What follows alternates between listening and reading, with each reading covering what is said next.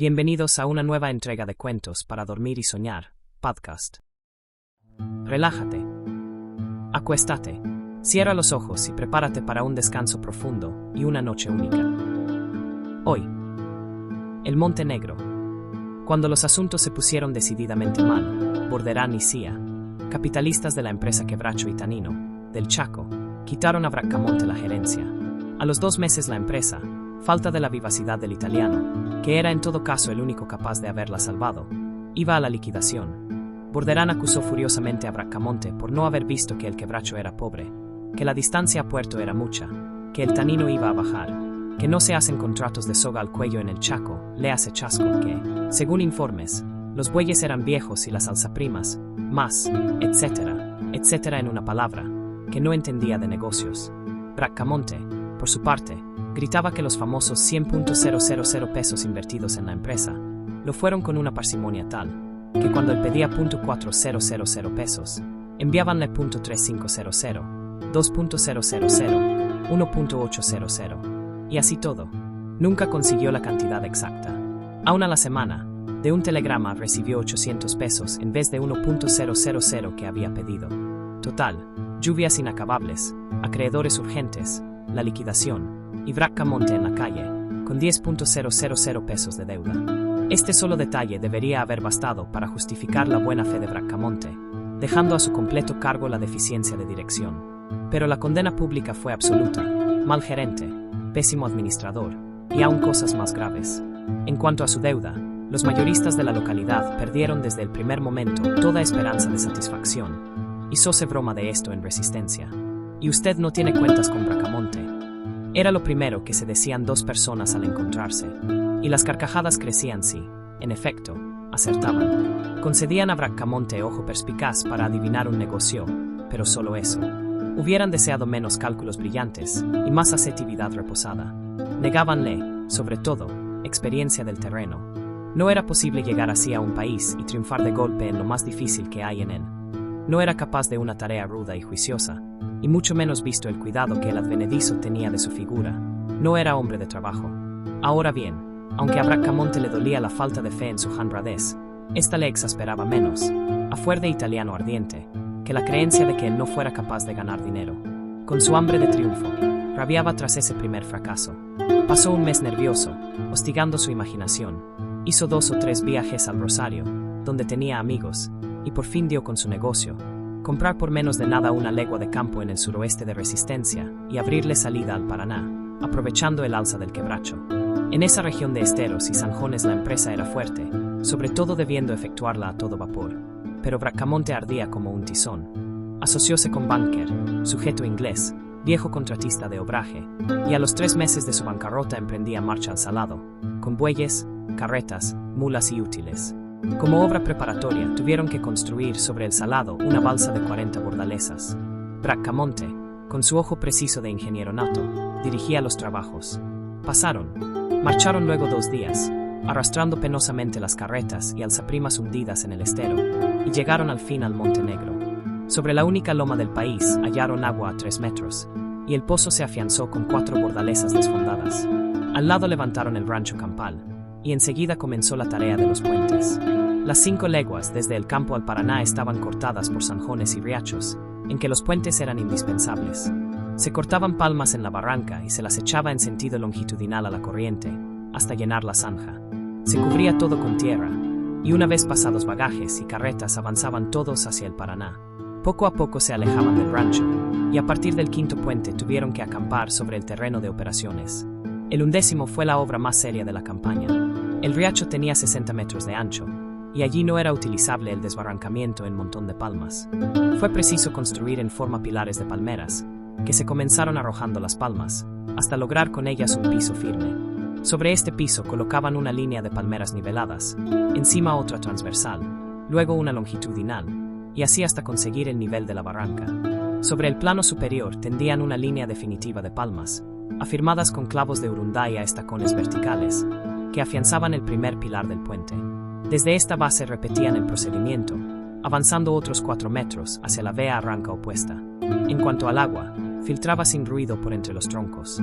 Pero esa tarea fue lenta, pesadísima, en un terrible verano, y duró 2 meses. Como agua, artículo principal, tenían la límpida, si bien oscura, del riacho. Un día, sin embargo, después de una noche de tormenta, aquel amaneció plateado de peces muertos. Cubrían el riacho y derivaban sin cesar. Recién al anochecer, disminuyeron. Días después pasaba aún uno que otro. A todo evento, los hombres se abstuvieron por una semana de tomar esa agua, teniendo que enviar un peón a buscarla del pozo, que llegaba tibia. No era solo esto. Los bueyes y mulas se perdían de noche en el campo abierto, y los peones, que salían al aclarar, volvían con ellos ya alto el sol, cuando el calor agotaba a los bueyes en 3 horas.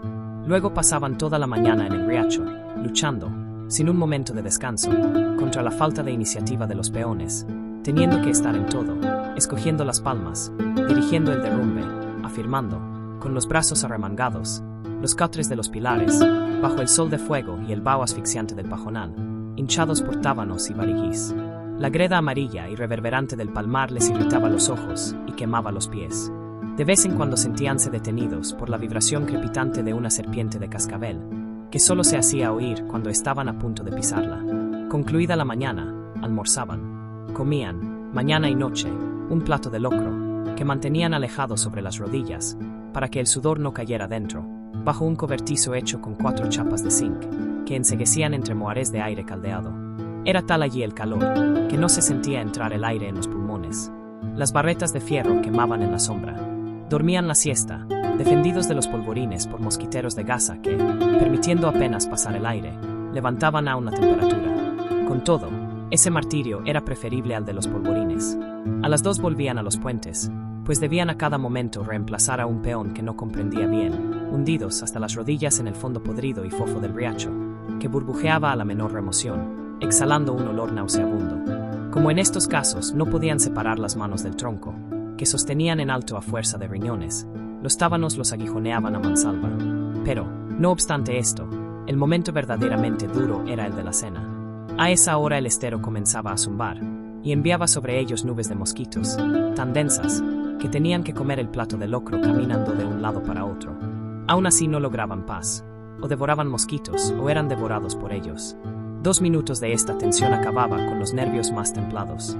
En estas circunstancias, cuando acarreaban tierra al Puente Grande, llovió 5 días seguidos, y el charque se concluyó. Los zanjones, desbordados, imposibilitaban nueva provista, y tuvieron que pasar 15 días al locro guacho, maíz cocido en agua únicamente. Como el tiempo continuó pesado, los mosquitos recrudecieron en forma tal que ya ni caminando era posible librar el locro de ellos. En una de esas tardes, Banker, que se paseaba entre un oscuro nimbo de mosquitos, sin hablar una palabra, tiró de pronto el plato contra el suelo, y dijo que no era posible vivir más así, que eso no era vida, que él se iba. Fue menester todo el calor elocuente de Bracamonte, y en especial la evocación del muy serio contrato entre ellos para que Banker se calmara. Pero Bracamonte, en su interior, había pasado 3 días maldiciéndose a sí mismo por esa estúpida empresa. El tiempo se afirmó por fin, y aunque el calor creció y el viento norte sopló su fuego sobre las caras, sentíase el aire en el pecho por lo menos. La vida suavizóse algo, más carne y menos mosquitos de comida, y concluyeron por fin el Puente Grande, tras 2 meses de penurias. Habían devorado 2 palmas. La mañana en que echaron la última palada de tierra, mientras las carretas lo cruzaban entre la gritería de triunfo de los peones, Bracamonte y Banker, parados uno al lado del otro, miraron largo rato su obra común, cambiando cortas observaciones a su respecto, que ambos comprendían sin oírlas casi. Los demás puentes, pequeños todos, fueron un juego, además de que al verano había sucedido un seco y frío otoño, hasta que por fin llegaron al río.